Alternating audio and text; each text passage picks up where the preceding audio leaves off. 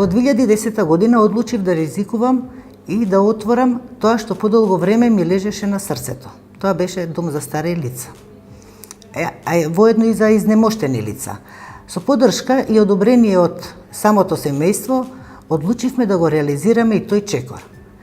Повеќе за исполнување на мојата желба, отколку за некој, да речеме, профит.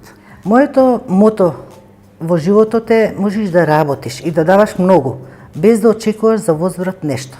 Јас ова работа ја работам со многу љубов.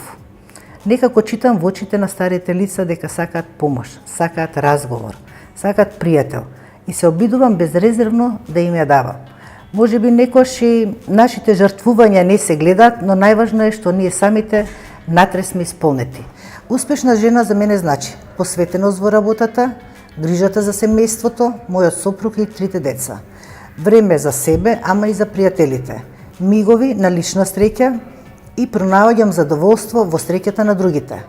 Освен работата, моето време го исполнува кујната и пишувањето. За кратко време ќе објавам и мојата книга посветена на старите лица.